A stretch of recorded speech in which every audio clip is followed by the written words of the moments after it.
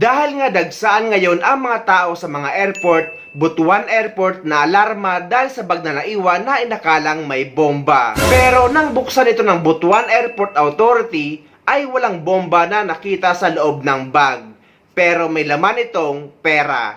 Sa kasagsagan naman ng dagsa ng mga pasahero na bulabog ang Butuan Airport sa Agusan del Norte dahil sa iniwang bag ng pasahero sa waiting area ng paliparan.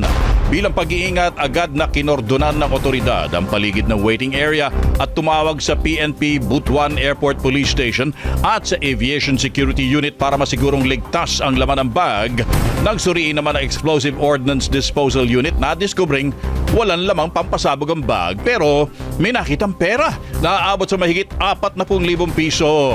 Na-turn over na ang bag sa Kaap Security and Intelligence Services habang hinihintay pa na i-claim ito ng may-ari. Samantala sa Butuan Airport pa rin may isang kababayan tayo na nag-check-in sa nasabing paliparan papunta sa Manila Airport. Sakay ng Philippine Airlines at connecting ito sa international flight.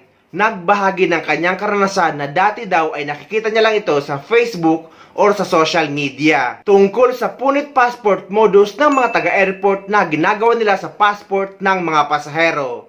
Marami na ang nabiktima at nagbahagi nito sa social media pero hindi niya akalain na pati siya ay makakaranas nito. Hello! So, I'm making this video to raise an awareness sa nangyari sa akin kanina sa Butuan Airport. So, around 5 o'clock a.m., nag-check-in kami. And while in the counter, nagkaroon kami ng excess baggage. So, we have to pay. And then, nasa kanila yung passport namin kasi nga magbibigyan na kami ng boarding pass. So, it took maybe 10 minutes na ginagawa nila yung boarding pass namin. And then, nung pagbigay sa akin ng passport ko and the boarding pass, wala pang napakalapit lang. Dahil nga doon sa nababasa ko sa Facebook na merong punit-punit ang passport nila, chinek kong maigi yung passport ko. Kasi alam ko na walang punit yon. Pagkakita ko, may punit. Binigay ko sa kanila ng maayos, pagkatanggap ko, may punit. Tumakbo agad ako. Sobrang lapit lang. Wala pang 1 meter yung distance. And sinabi ko, what happened to my passport? Sabi ko gano'n sa kanila, anong nangyari? Lilipad pa ako internationally. Sabi ko gano'n, anong ginawa nyo sa passport ko? Binigay ko sa inyo ng maayos ang passport ko. Kako sa kanilang gano'n. And then sabi nila sa akin, no, ma'am, wala po kaming alam dyan. Wala po kaming alam din, sabi gano'n sa akin, nagmamalinis sila. Sabi ko, huwag kayong magsinungaling. Binigay ko sa inyo na maayos to. Ako gano'n sa kanila. So, ayun, hinawakan nila yung passport ko. Tinanong nila sa manager ko anong pwedeng nilang gawin. Sabi ko, kasi makakalipad ba ako kung ganito ang nangyari sa passport ko? Tapos ang sabi sa akin, yes ma'am, makakalipad kayo. Wala naman pong issue itong nangyari. Ang police nasa likod ko, airport police nasa likod ko. And then, wala silang ginawa whatsoever. Nagmamasid lang sila. So, lumipad na kami. Bago kami lumipad ng around 6:40, 6:20, nag-email ako sa PAL. And nag-email na din ako together with the DFA and consular, passport consular. And kasama na din sa email ang Philippine Embassy Doha, Qatar, dun sa case ko kung ano ang pwede nilang ma-advise sa akin. So 6:40 lumipad kami. Pagdating namin dito sa Manila, hindi ako mapalagay. Sabi ko, hindi po pwedeng lalabas ako ng airport na hindi ko makausap ang aviation manager kung anong dapat kong gawin dito. So lumapit ako sa PAL. Pagdating ko sa PAL Airlines staff, nagulat sila, tampered na tong passport nyo, ma'am. Sabi ko, alam ko tampered na nga eh. Bakit ako hinayaan na ganun ang ginawa sa akin sa Butuan? At pumayag sila at sabi nila na wala daw issue to. So, in-escalate nila ako sa taas, sa flight control office, at tinanong nila kung anong nangyari. So, of course, kinuwento ko na naman. And then, ang sabi nila sa akin is, nagtaka sila sa Butuan, bakit lumipad ako ng walang incident report.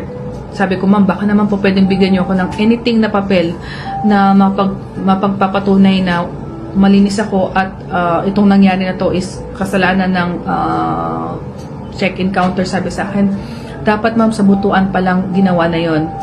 So note, hindi ginawa ng Butuan Airport yun. Hindi nila ginawa yung case ko. Hinayaan lang ako ng airport police na magkaroon ng ganong issue. And then, thank God, at nag-email agad ako. So, may timestamp ako sa nangyari. And, sabi nila sa akin dito is, hope for the best na hindi naman siya maging issue.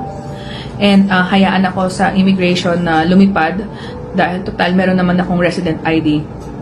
So, ngayon, ang masasabi ko lang dito sa nangyari sa akin is, yung nababasa natin sa Facebook, totoo pala yon, and nakasama ako doon sa modus na yon. Hindi ko alam bakit talaga namang ako pa yung na-timingan na nangyari sa akin to. Sana tumigil na tong ganitong klaseng modus, and sana maayos to ng government natin dahil hassle tong ginagawa nila, pagpapahirap to. Tinatakot nyo yung mga tao na magbakasyon dito dahil tinatakot nyo paano sila makalabas ng Pilipinas pag may hiwa na yung kanilang passport. I hope na makalabas tong issue ko at magawan to ng paraan ng mga taong ng kinaawukulan. So, yun lang po.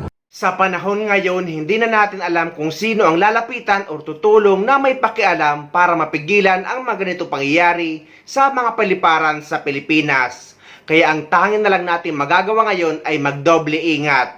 Dapat lagi nating i-double check ang ating passport at kuhanan ito ng photo or video bago iabot sa mga staff ng airport kung mag-check-in kayo, magpapapalit ng pera o kaya naman magbabayad ng travel tax or dadaan sa immigration. Para siguraduhin na bago nyo ibibigay ang passport nyo sa kanila, ay alam nyo wala itong punit or sira. Nakakaalarma ang ganitong pangyayari dahil hindi lamang isa ang nakaranas nito, kundi marami pang iba ang nagbahagi ng parehong karanasan.